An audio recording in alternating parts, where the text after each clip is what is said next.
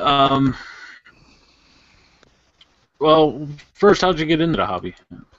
Well, that's a neat question. Do you want the abridged version or do you want the lengthy one? It's your dime, man. Yeah. Well, no, it's your show, my friend. No, what it mostly was is I've had the same group of friends pretty much my entire life. I've When I was in grade school, I've had the same group in junior high and onward, and we've been playing like Dungeons and Dragons together forever. And luckily, some of them moved away, but the core group has never moved away. And so as we got older, it's like the idea of having like an entire Saturday to play D&D just didn't work because of family and wives and kids and whatever. And so it got tougher and tougher. And so when my wife now, but she was my girlfriend back then, when we had our first child.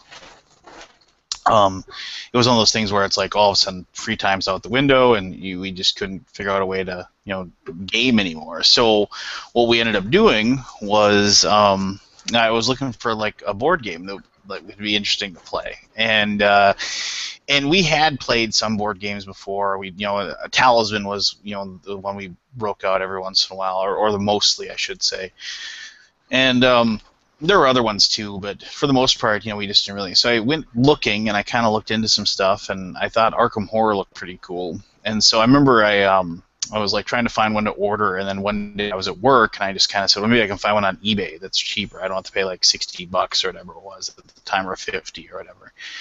And as luck would have it, there was like, and there still is. There's an eBay seller right in my hometown, or technically a little suburb of my hometown, I guess. And so I ordered it through them. I drove to this lady's house, and this woman and her husband kind of run a game store on the side. And so I bought Arkham Horror, and I brought it home, and I was like, whoa, this game's really cool. And man, this rule book's like really confusing. And so we sat down. I got my friends over, and we played it one afternoon. And I think we got every rule wrong. We couldn't figure out. It was just like laborious getting through the turns and trying to figure out, and we got to the thing, and then I think it was Yog Sothoth was the evil goo at the end. And what happened was, it's like we were sitting there, okay, they've appeared, so we gotta fight them. And I'm like, all right, let's do this. We're trying to figure out all these different rules, and like, okay, so you'll use that weapon, I'll use that weapon. And then I happened to look, and it said any investigator that doesn't have a gate token is immediately devoured. And we hadn't closed a single gate the entire game. And I said, guys, we just lost, actually. We don't have any of the gates. And we laughed and thought it was hilarious, and then we were just like, that was really fun. And I was like, we got to play that again. And I said, well, yeah. And after I saw that, like 4 or 5 hours had passed, and so I was like, there's got to be something online that I can find that's going to help me understand the game better. And so, of course, then I went to Board Game Geek and tried to parse through their very non-friendly non-user friendly business, which is that everybody complains about Board Game Geek, but once you learn how to use it, it's like a great resource. So I found, aids for the game and turn walkthroughs and things like that, and then I was like really excited. So then I started actually using the website a little bit more, and I started like researching into different games, and then I started picking up other stuff like Fury of Dracula and Runebound and things like that. And then I started branching off into other stuff. And what got me into like actually doing reviews and stuff was that it was like a lot of people, they get into the board game hobby, and they're really excited about it, and like it happens to everybody. You start like research, because there's so many games out there that sound so cool, and you start buying them up and you start getting them. And I didn't have time to play them all, but I said, I want to do something else. And so now here's where the real weird thing is there was a website back in the day called Pozy.com, Pozy.com, and it was a deal a day site, and they sometimes sold designer board games. And so then they actually branched off and had their own forum, and so I kind of got into that forum, and there was like about a dozen or so really hardcore users of that forum, and we started exchanging ideas and whatever. And the guy who ran it said, if you guys want to do reviews, you basically you'll earn credit towards buying games through us. And I was like, well, heck, I can write some reviews. That's easy enough. I'm a technical writer as it is, so in my real job. So I was like, all right, fine. So I started writing stuff, and I've always been able to write fairly well, in my opinion. So I started writing reviews, and then they started sending me games to review, and I did that.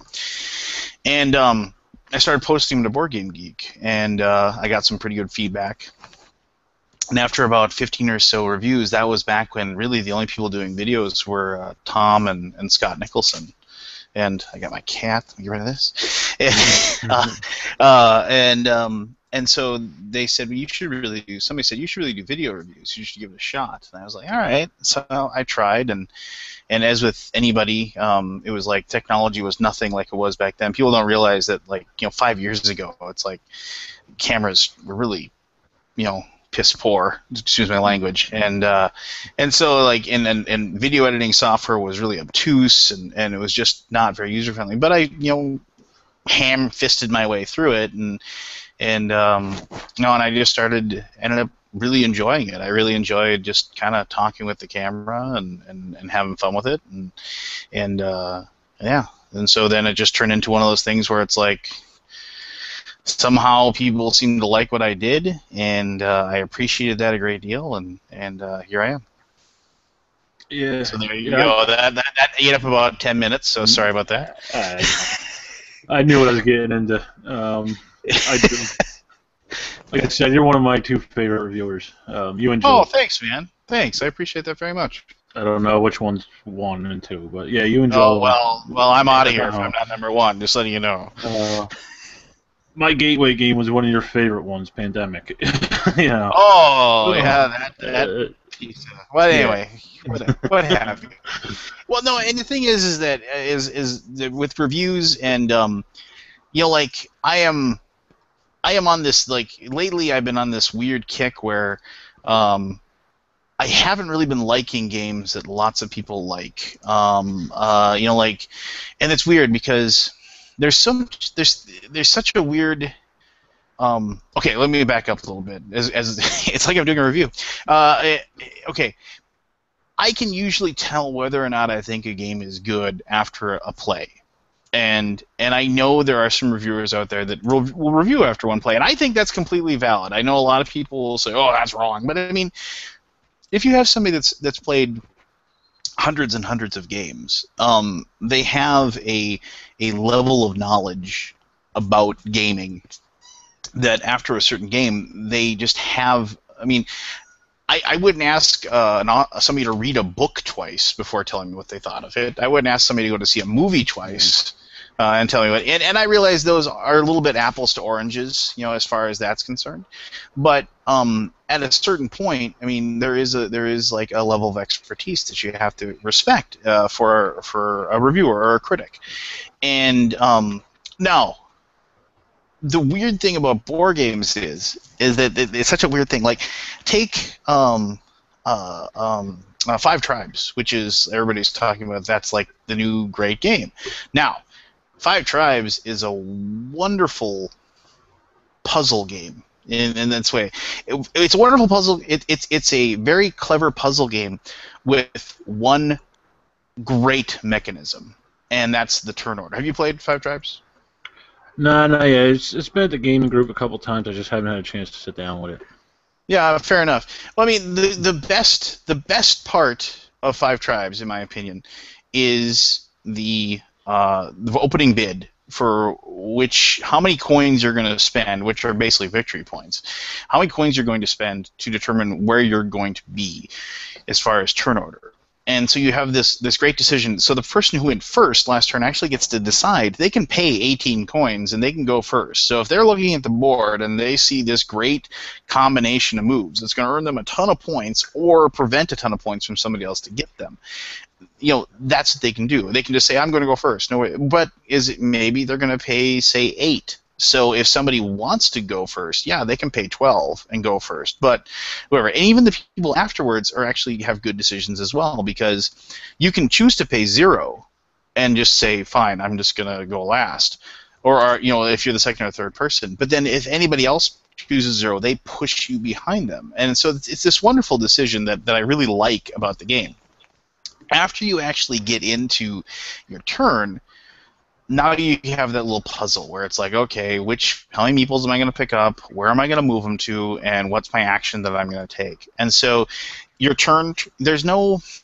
I mean, there is like a little bit of an engine that you can build. Like you can say, okay, I have this genie that'll increase certain points here and there. But for the most part, at that point, it's just like which action is going to earn me. This one will earn me 10 points. That one will earn me 6. This one will earn me 12. I'll take the one that's 12. And I like games like that to a certain degree. I mean, I think it's kind of... I like the little aha moment where I go, oh, look at that! I found this cool little thing that I can do, and I earned 20 points that turn. And it feels kind of neat to pull that off. But those games, really, honestly, I mean, they have a staying power of about like maybe 5-6 plays for me. Now, those 5 or 6 plays are really fun, and I really enjoy them.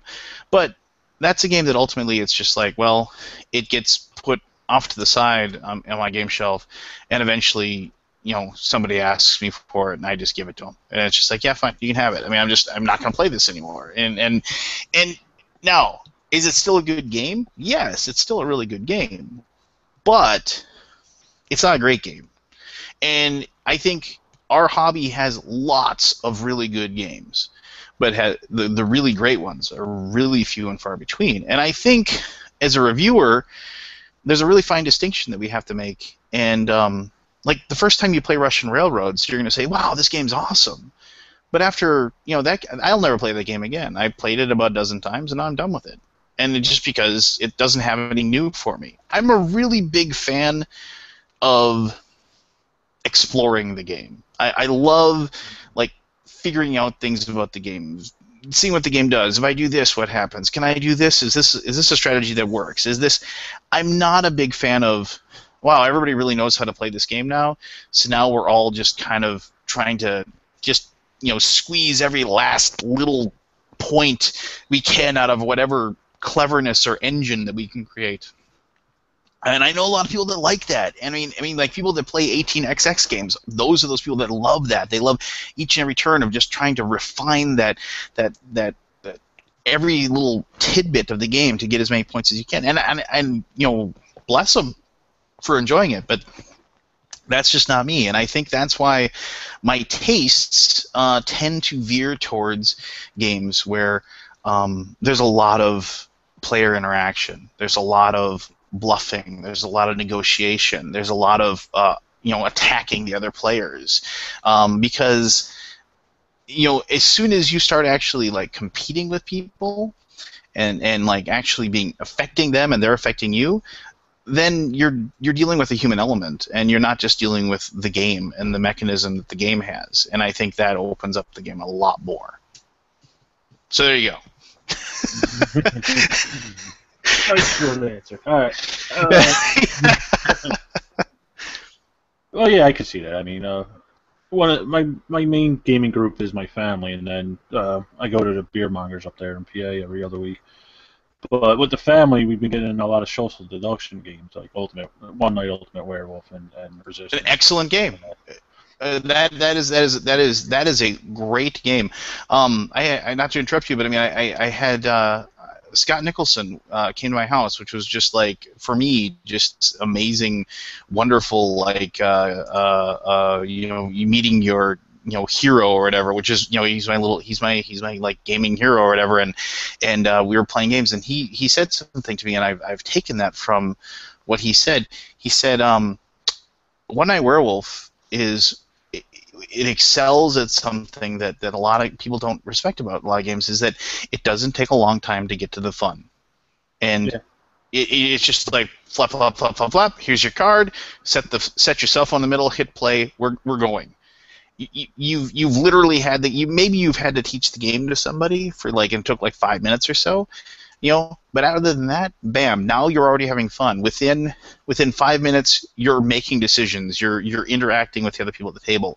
You are actually hip deep in the game, and I think that's great. I mean, I wish more games were like that.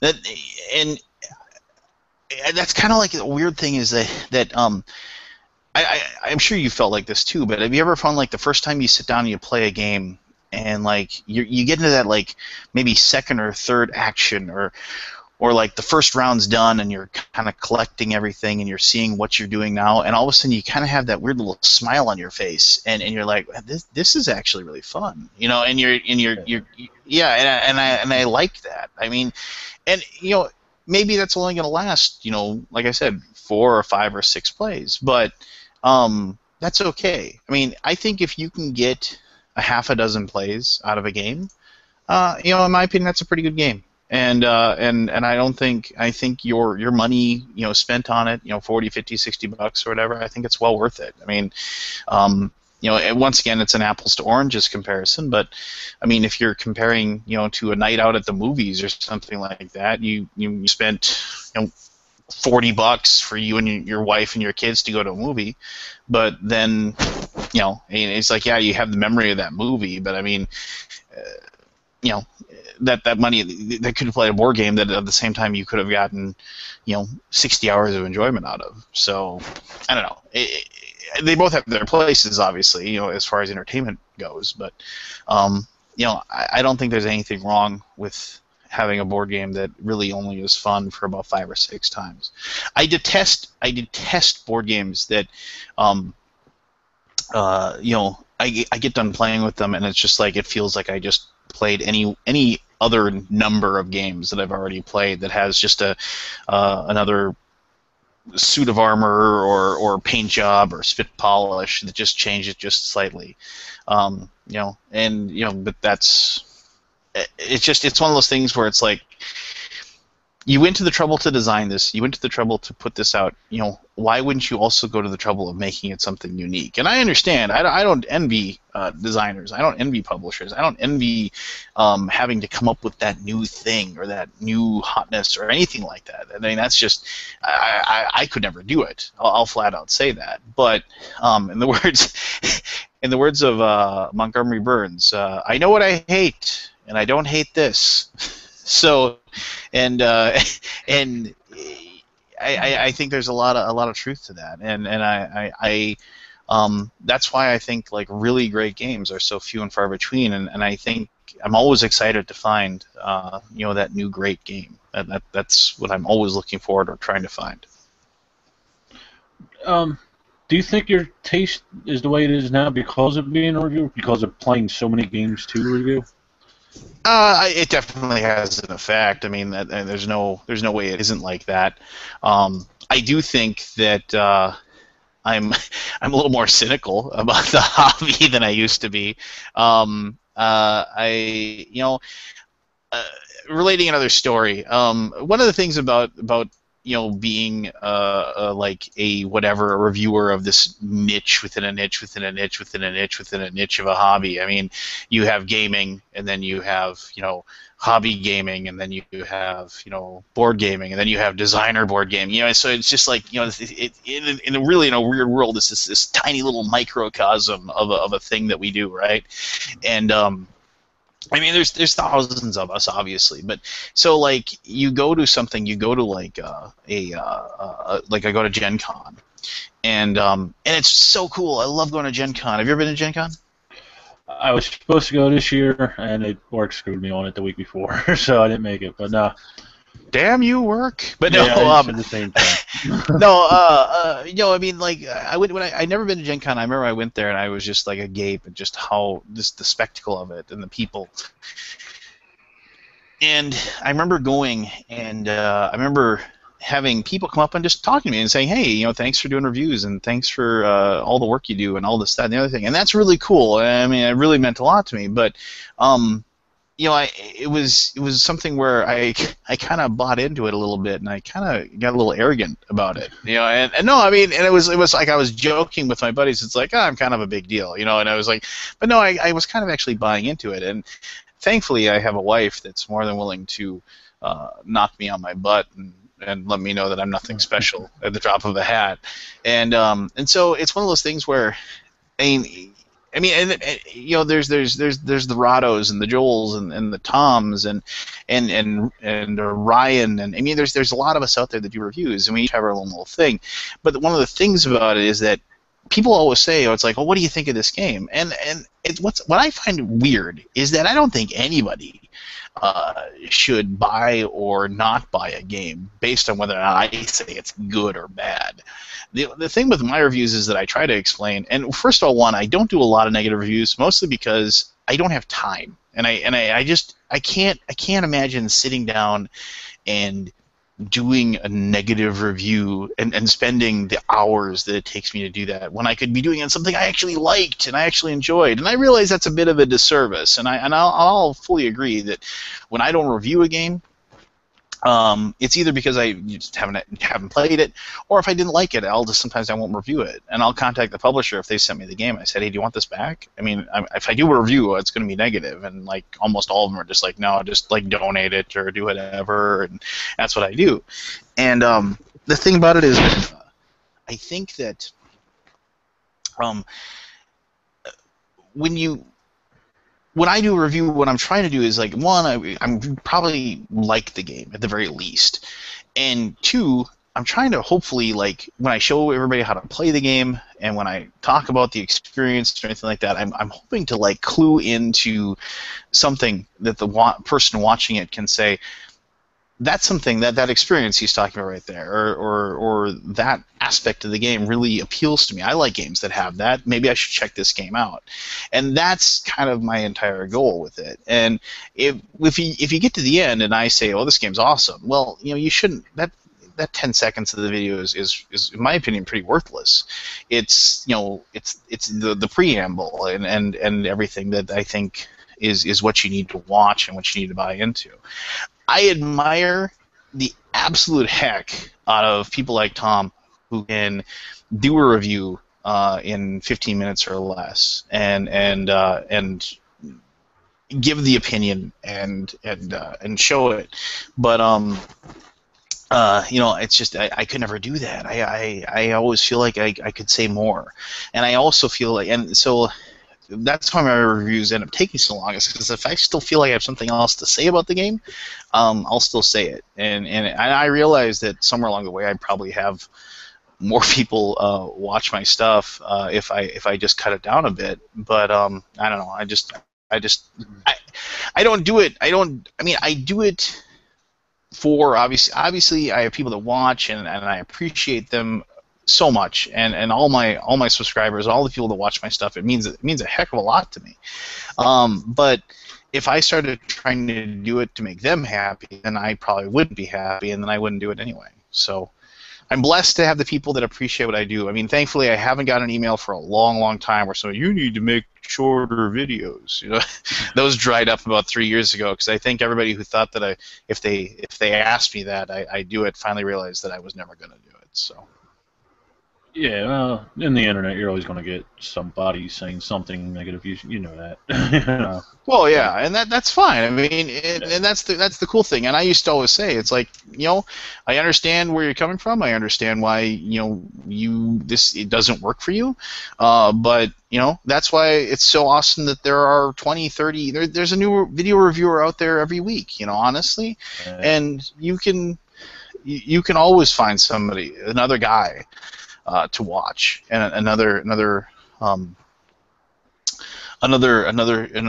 reviewer, and one that'll be like 7 minutes long or 8 minutes long, and that'll be more to your liking, and you should watch them. Why watch something you don't like? See, that's the big thing that always really bothers me too, and I'm just you don't even have to ask questions in this interview, do you? People are always like I did a negative review for Pathfinder, and people are like, oh, you just thought it was gonna be this, or you just thought it was gonna be that. That's why you didn't like it. And I just was like, why on earth would you think I wouldn't want to enjoy the game?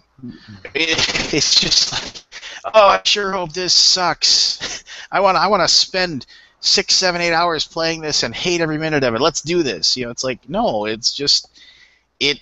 I just didn't like the game. It had nothing to do with anything else other than just that. And I think people don't realize that. I don't know. And it's just, and I always do. I find it. I shouldn't say amusing, but I do find it really weird when like people, if you didn't like their game, they really take it personally, and it's weird. It really is. It's just like, why should me bagging on 5 Tribes or something like that matter at all to you, or whether or not you enjoy that game? I mean, it shouldn't matter in the slightest. I don't know. It drives me. I shouldn't say it drives me crazy, but I do find it really weird. Yeah, I ran into that with Love Letter. That's not my favorite game. And when I said that, I got quite a few emails. At the time it was really hot and all. Oh yeah, I mean, and then they probably were like, "Oh, you didn't play it right," or you're just expecting it to be something and it's not. It's just, and Love Letter was a great game the first 20 times I played it. But after that, I mean, it's just like, well, it's like it's a bluffing game, and it's cool and all. But I mean, Love Letter is a perfect game to play right before you play something else, when you're waiting for that last guy to show up. But then what's weird is I knew my time for liking Love Letter was over when we were waiting for the 5th guy to show up for a game of Thrones. And we just were like, oh, let's play Love Letter, and like 3 guys said, let's just sit here.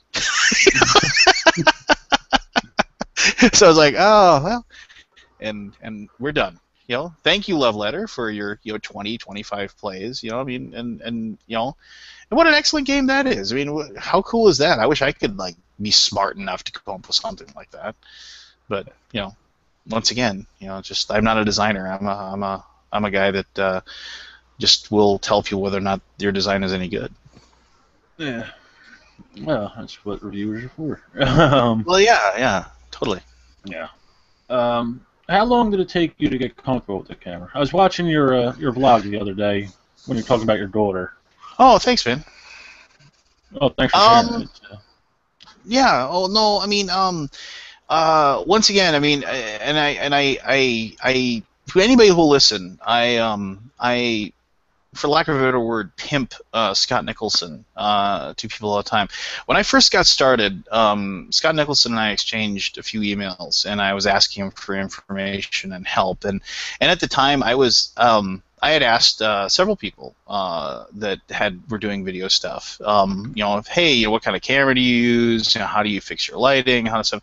And the only one that responded to me, and don't take that as like these other people were jerks or anything like that. It's like tons of emails, things get lost, but the only person that ever really responded to me was Scott. And he said, oh, do this and do that, and I think that has a lot to do with the fact that he's a teacher. So I mean, he was very very interested in helping me out and trying to explain things and what have you. And so one of the things he said to me, he said, I try to treat the camera like he's my friend, and I pretend that instead of like just me saying, hey, here's this game, you're like, hey, how's it going? How you doing there? And if you ever watch his stuff, I mean, it's amazing. I mean, it's just his energy and his charisma, and trust me, I mean, since I've met the man, he is absolutely hilarious, and in person, and he's exactly what you would think he would be. But but no, he's it's one of those things where you watch my early stuff, and it's, frankly, it's garbage. I mean, I was, trying to figure out.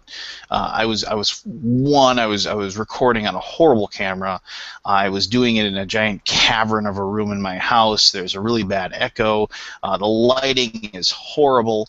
It just, there's everything I could do wrong. I did, and I've always been good, or I shouldn't say good. I've always had no problem with speaking publicly. I never had an issue with like getting up in front of a group of people and talking about whatever it was that I was going to be talking about. So that was never a problem. But I mean, I think it really took me, probably in my opinion, a good 20, 25 videos before I really felt like what I was doing was, one, any good, and two, you know, worth anything. You know, it's one of those things where you have to you know, just listen to your audience too. I mean, my audience was like more than willing to tell me what I wasn't any good at, and as much as like it stinks to have somebody kind of sting you a bit like that, it's really helpful. I mean, just like, hey, you know, it's just like you're really rushed here. You should just take a deep breath and redo it, and you know, this just didn't work for me, and I think that. It's just repetition, repetition, repetition, and you really have to just, you know, do it and just throw it out there, and just recognize the fact that, you know, people are gonna kind of take you to task a little bit about it, and just kind of grit your teeth, and for the most part, I mean, people are generally nice, and so the criticism will be constructive and not a bunch of guys doing or girls that matter being jackasses and ripping you apart. Yeah, I've had it in the beginning. I'm sure many other people have too. I still do at times, but yeah. Me and Jen were talking about that the other day. I'm old school Irish. Grew up in an old school Irish family, and have a hard time discussing feelings and stuff like that. So I'm trying to get over that with the camera and all that. But other than that, I'm pretty much myself. Other than the cursing, I made a conscious decision not to curse like I normally do. I curse like a truck driver, you know, a sailor driving a truck. But other than that, I'm pretty much me on the camera. Yeah. I was surprised. I've met a couple people who are a little different in life, you know. Yeah.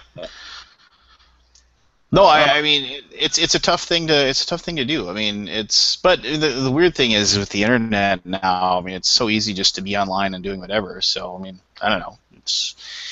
I don't know. Screw them. I mean, the good thing is that I started doing this later on in life. I can't imagine doing this when I was like 25, when I actually really cared what other people thought about me. If I was like, if I was doing this then, you know, it's just like now it's just like like I said, I'm 42 years old. I got a wife. I got 2 kids. You know, it's just like, this is my fun outlet. This is my hobby, and so you really can't bring me down as far as that goes. Yeah, I just guys in work just recently found my channel, and I've been going through a little bit of razzing with them with it.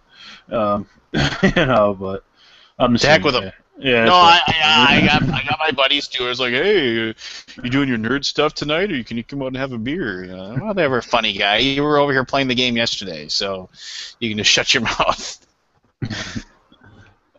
My wife had a couple. She's sitting here. She's a little camera shy though, but she had a couple of questions for you. Yeah. What's up? First one was, where did the cat go? She's sitting right next to me at my right next to me, right here by my computer. My cat is weird. Nobody in the house likes her, and she kind of, well, she's a cat, so she's got her own little personality. Or she keeps to herself all day. When I get up and go to work in the morning, she gets up with me and she, you know, meows for her food, and then she gets her food. And then she vanishes again for the rest of the day. She finds a corner to hide, or sleeps in the top bunk in my daughter's room or something. And then she hides pretty much all day. And then around 8:30, 9 o'clock, she decides she wants attention. And the only person she wants attention from is me.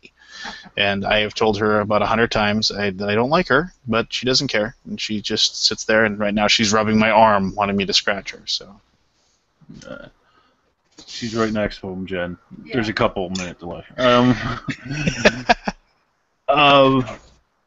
I have to skip the other one because I got to tell you the story on that one. But the third one is she wants to thank you for being an enabler for my board gaming addiction. And I don't think it's an addiction. I just think it's highly interesting. No. You're addicted. You're addicted.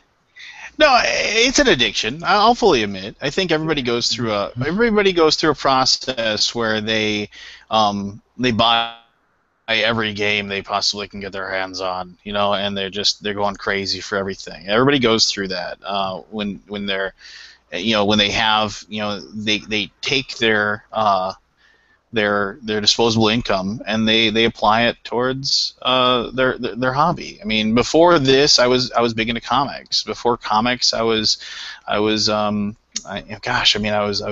well, I was big into going to the bar and drinking, but so, but I mean, it's just so everybody has that, whatever that money that they use, for their hobby, and it's just you apply it to that and you apply your time to it. My wife wishes just a little that I probably didn't spend as much time on the hobby as I do, but it's it's fun. It's such a, and it's just like any hobby. If I was into cross stitch, I would think magazines about cross stitch and working on that stuff would be awesome. My wife has a friend who's huge into scrapbooking. I can't imagine anything more boring. But for them, it's amazing. My stepfather for years was a tournament level cribbage player. He used to read books on it, and he was subscribed to a magazine that was about it, and just like crazy stuff like that, and it's what you're interested in, and and that's what kind of makes everybody unique and interesting, in my opinion. Yeah, I feel the same way.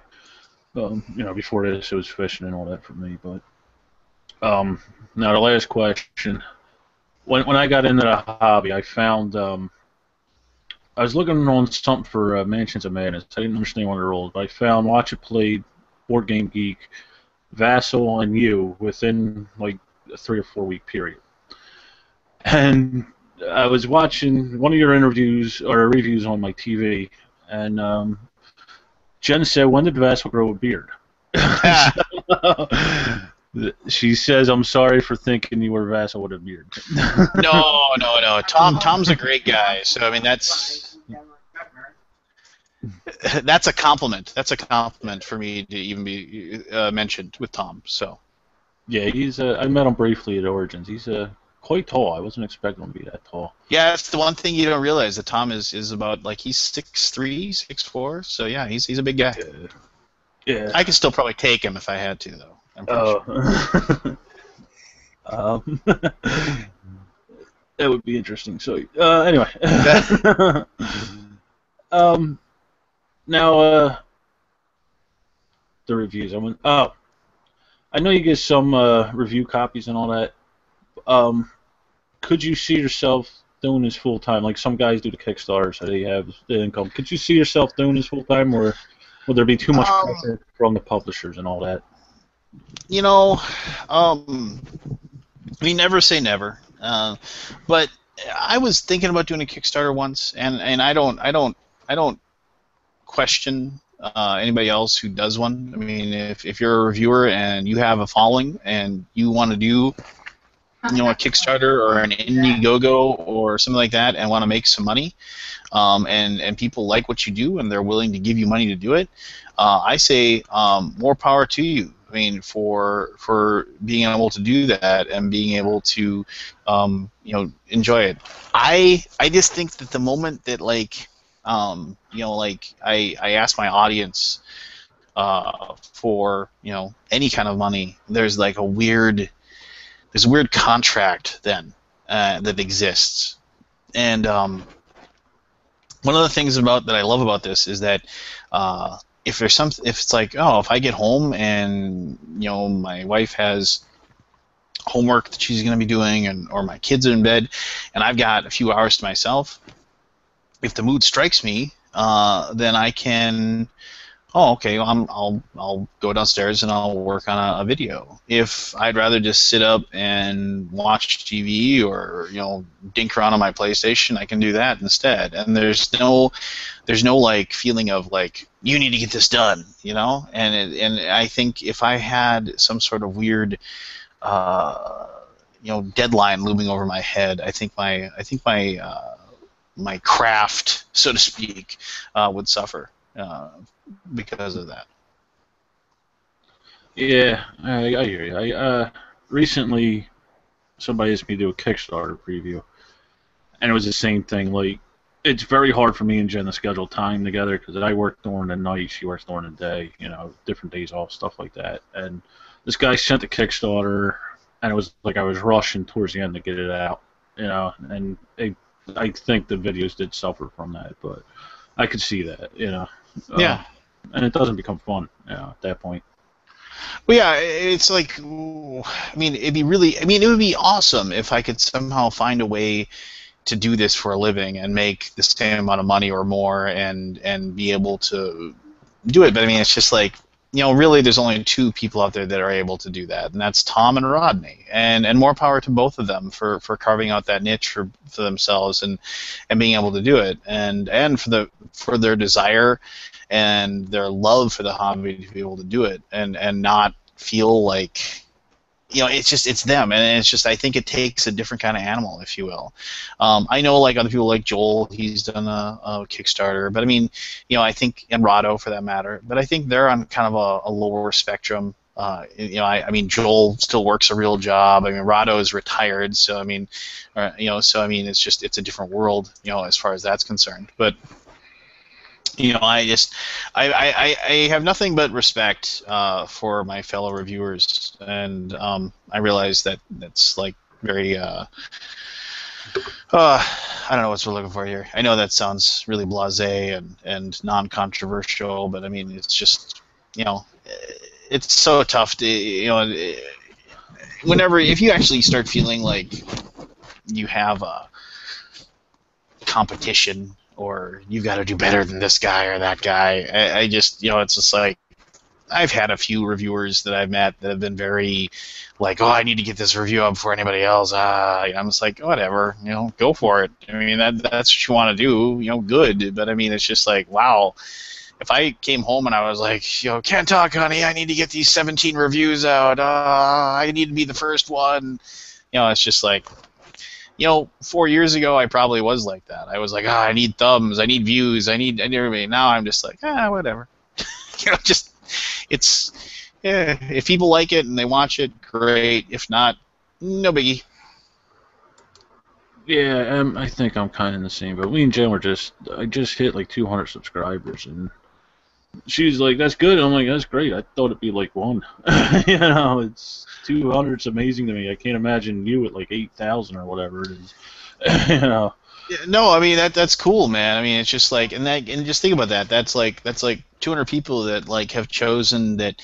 When they see stuff from you, they're gonna like. Well, I mean, they're making the choice, but I mean, it's just like they're gonna watch what you have to say, and that's it's an empowering feeling that like, hey, this is my opinion, and hey, thank you for taking the time to watch it. I mean, that's pretty cool. Yeah, it is. And I appreciate all of them, But like you were saying, when you meet people, somebody came up to me at Origins, and asked me for my sign something and pictures and all that. And Jen was asking me about when I told her later on. I was like, it was just weird. I was like, I'm a dude with a camera. Yeah, it is.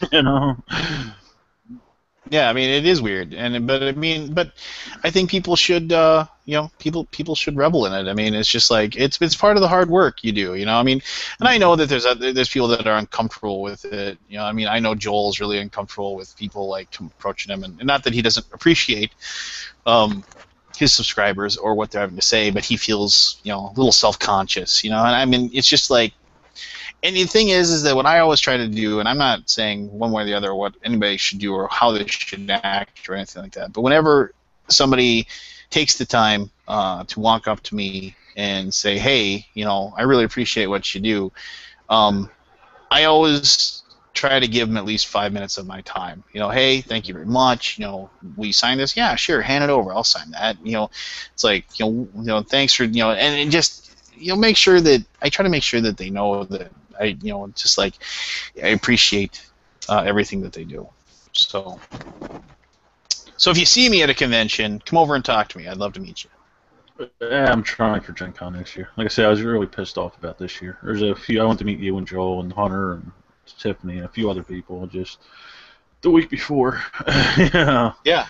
But Did you maybe did you next see year. did you see Tiffany's video of us all late at night, all kind of just sleep deprived, ending up at the Steak and Shake, and we ended up playing Cash and Guns?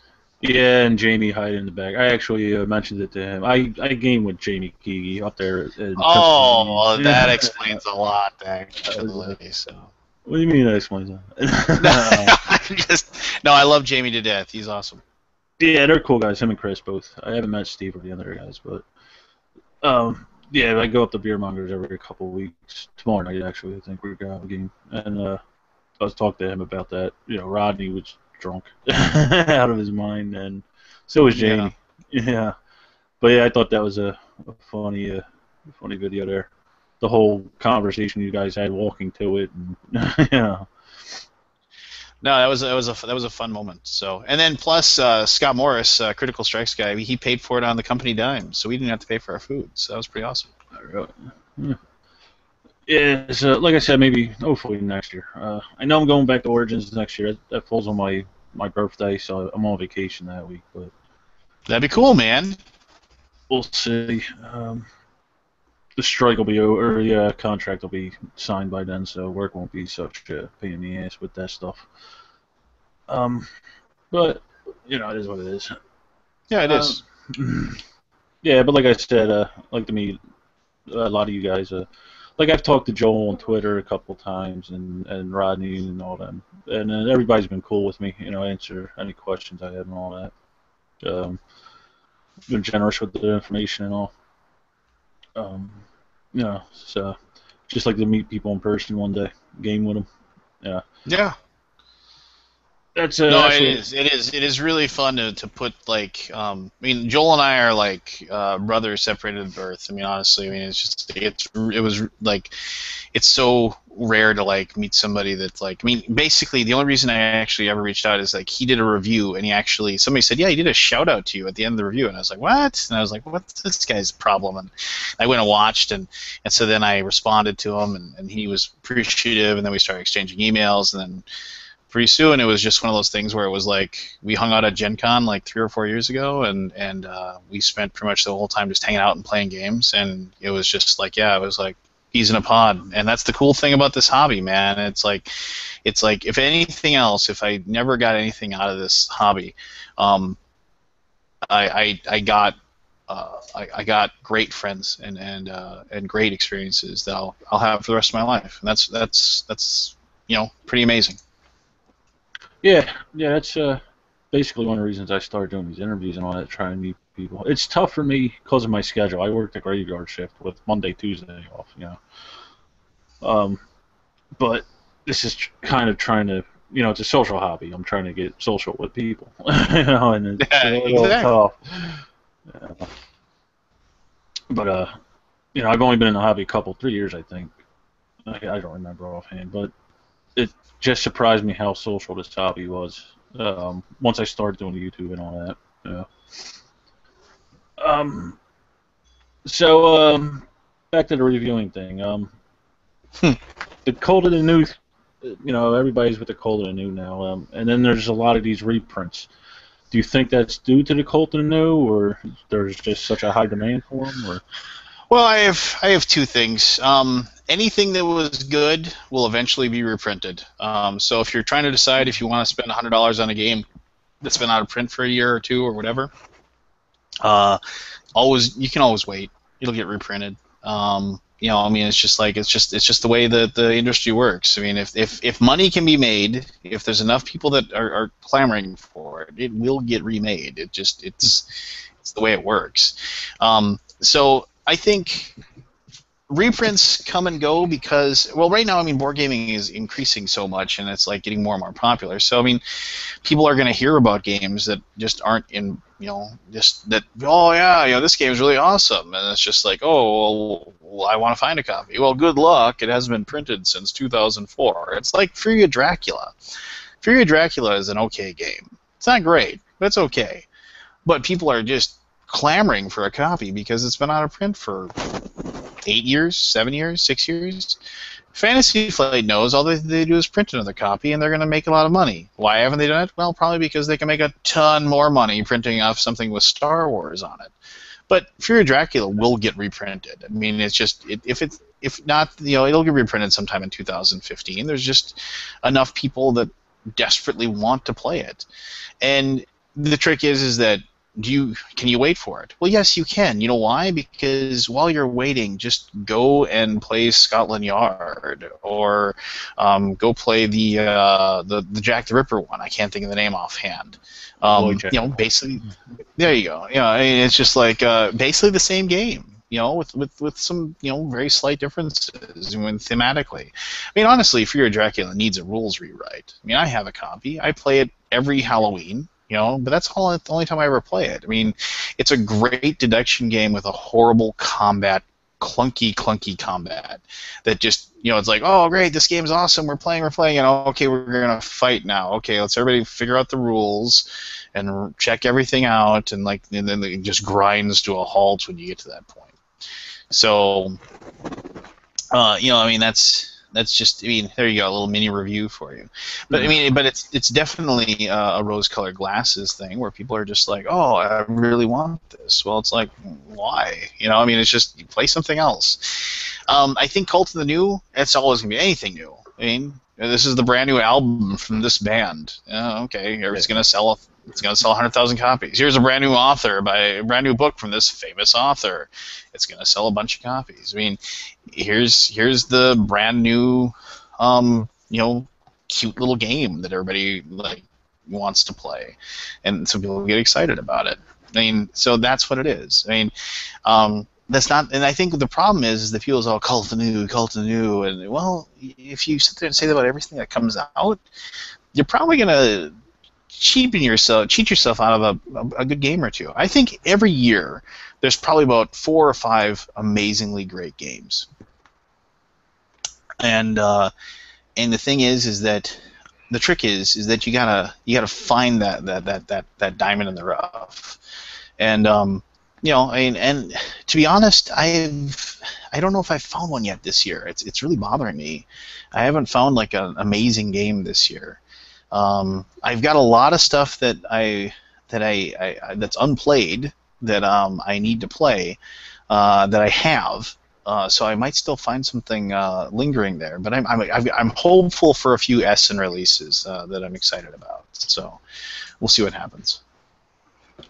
Well, is that are you more of a Eurogamer or a Ameritrash? I think I know the answer to this. But... Well, I mean, I'm more of a thematic guy. I don't mind Ameritrash. Wear that badge with pride. That's fine.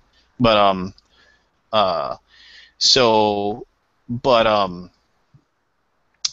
I do think that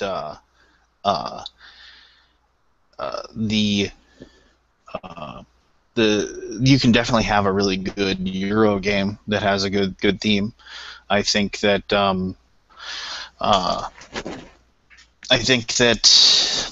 Dominant Species is an amazing game that is thoroughly Euro, but it has conflict and people at odds with each other and killing each other and destroying each other, and so I mean, and that's a really good game. I mean, and so I mean, you can have a Euro with interaction and actual players, technically fighting, if you will, and it still can be fun. There's lots of thematic games that I think just aren't that great too. I mean, just because you have a bunch of miniatures and a big giant theme, it doesn't make it great. I mean, it's just it's okay. Yeah, I hear you there. I'm kind of in the middle, a little bit of everything. I'm actually trying now to get my wife in the heavier Euro games, and we have problems with time issues and all that, but she's very Yep. AP friendly, so Mhm. yeah. Well, I don't mind AP. AP is fine. Just take your time, make the best move you can. I mean, I'm there to hang out with my friends, not to belittle you for taking too long on while you're playing. So. Yeah, it's not that. Like I said, it's just a time restraint because of the shift difference and all that. Um, but eventually, I'd like to get her, some heavier games. Although she will Yeah. not do Agricola. She just doesn't want to be bothered feeding people. you know, she likes the smaller versions, that big and small. She likes the sheep and all that, but not feeding people. Gotcha, uh, gotcha. so playing, hundreds or thousands of games, however many you did, do you find your the level of difficulty changing for you, the weight of the games, you know?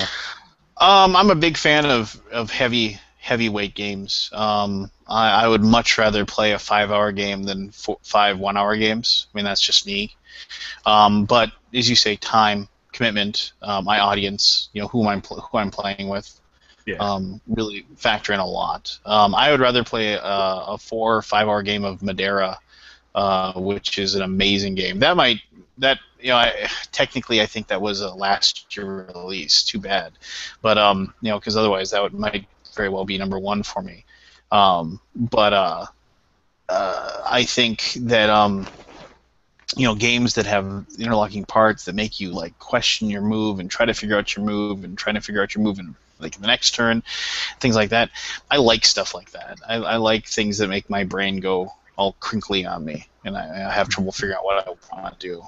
So I'm more in favor of games that are difficult, and I'm also really in favor of games with open negotiation. I think for a reprint, Sheriff of Nottingham is one of the best games to come out this year. I mean, just because of the level of player interaction and negotiation and the story that it tells. I mean, it's pretty amazing. Yeah, I was actually just looking at that one and Cash and Guns. But Cash and Guns, I got an issue with because of my sister. She was actually shot by her ex-boyfriend, so she might have a problem with that one. But the Sheriff of Nottingham, I don't know if the group's right for it. My family group. A lot of them games depend on the group. Yeah. I definitely check it out. If you like lying to your friends and family straight to their face, then you'll like that one. Yeah, no, they do like lying straight to my face. I'm There a you horrible liar, so they always catch me. So I don't want to keep it too long. I know you said it's probably like 10 o'clock there, I think. So I'll get this wrapped up for you. No, that's okay. Well, yeah, I mean, I do got to go to bed here pretty soon, but yeah, go ahead. What do you got for me? What else here? What happened with the your daughter, the D&D post? Are you still playing the game, or does she lose interest? No, she's still interested. It's just it's timing thing. We played about 3 more sessions after our last video, and then the adventures of Sophia definitely did reach an end, not like in a good end. I mean, she was, they won their little adventure, and it's something that we are going to go back into, especially now. It's getting cold up here in Minnesota, and so we're going to be stuck indoors more, and we're going to go back to that. I think we might end up we might graduate to D&D next. I'm not quite sure. I'm looking at trying to find a good rule set for us to use. So we're working on that right now. Okay. But yeah, those will come back. I really enjoyed doing them with my daughter, and she really enjoys playing Dungeons and Dragons. So when I play my normal group, she's always sitting next to me. She rolls the dice for the monsters and stuff because I DM for my friends as well. So, so if you're a fan of that, and if you're wondering what happened to those, we will come back to that. So. Yeah, I think it's pretty cool. Not only you, but like Rodney Smith. You're involve your kids with the channel and the hobby in general. I think that's pretty cool, especially with the role-playing games. I've never played one, but it surprised me her being, what is she, 7 now? 6? Her being so She's young, 7. She's 7, yeah. Her being so young, getting into them like that. I'm sure you got to dummy down the rules and all that, but Yeah, I mean, there's a lot of just roll that number and try to get more than a 14. Oh, okay, and so I mean, it helps with uh, uh, it helps a lot with the math and stuff for her as well. So it's fun, and and she gets to tell a story, and she gets to be creative, and so we like it a lot.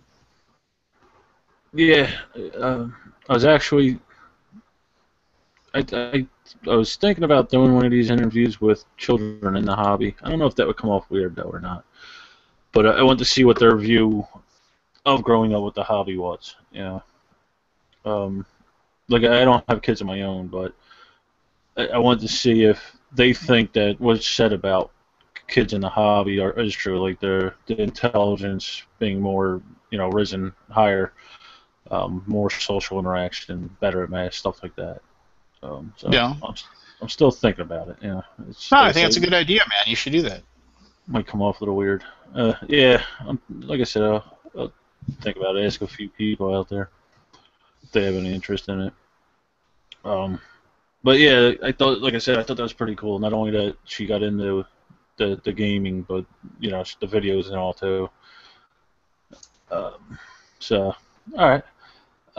What can we expect coming up from the Undead Viking?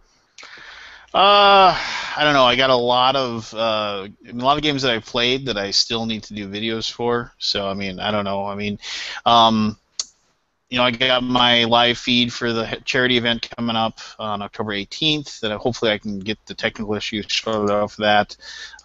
We're doing uh, um, we're doing the extra life. So I mean, we're looking forward to that. Yeah, I mean, so I mean, I think we got a lot of stuff coming up, and I'm excited to be doing all of it. So I mean, if you're wondering about charity event, go to extralife.org, and if you find one locally, definitely support that. If you can't find one locally you want to support, you can definitely go to the Extra Life website. I'm sorry to plug, but and you can type in my name, Lance Myxter, Myxter, and you can find me. And if you want to donate to children's hospitals through me, I would greatly appreciate that. Definitely not necessary. And watch my last video for my video blog. It tells why it's such an important thing to me. Is because my daughter, my best friend in the whole wide world,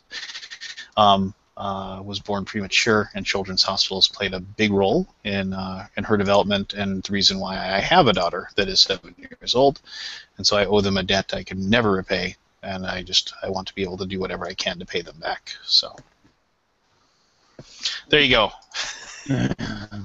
Yeah. Yeah, I figured you'd plug it. That's why I mentioned it. But That's okay. no, it's cool with me. Yeah, it's a good cause, and like I said, it was a very personal story you shared the other day on the vlog.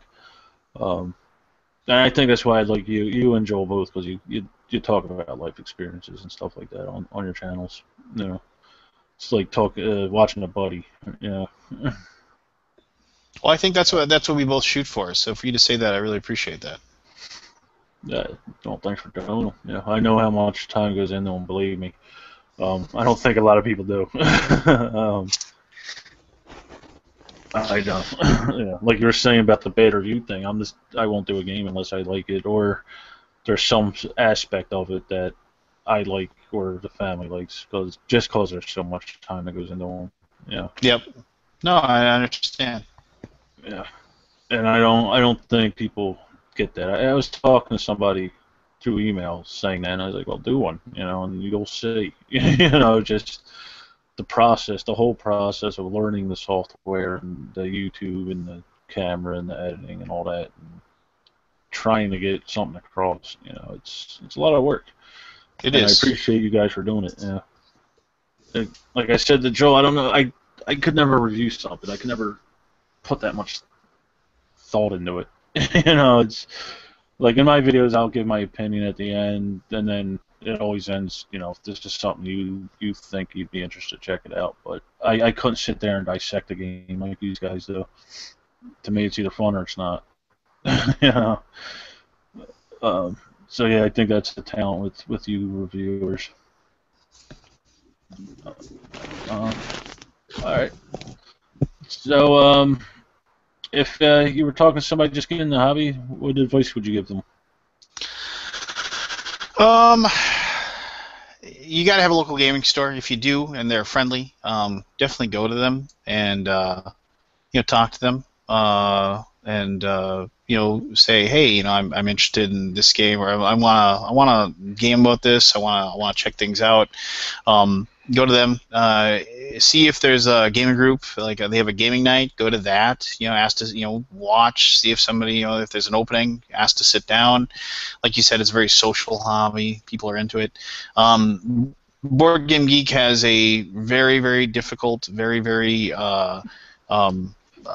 tough learning curve, but it's definitely doable. You just got to stick to it. So you can definitely use that as an amazing resource. And if all else fails, like I said, go watch some video reviews. Try to find a game that you like. You don't have to watch me. You watch Joel, watch Tom, watch Rodney, watch Ryan. And just go and check stuff out. Go to the Dice Tower Network. Honestly, they got tons of reviewers, tons of podcasts, tons of stuff. You can definitely find your things. If you're looking for something, you can definitely find something you're gonna like there. If you want to check me out, by all means, go to Google Undead Viking videos. You'll find me. No big deal. And hopefully I can steer you in the right direction towards a game you'll like. Okay. Well, like I said, I don't want to keep you too long. I know you got up for work and all that. I'm on vacation, so I got plenty of time.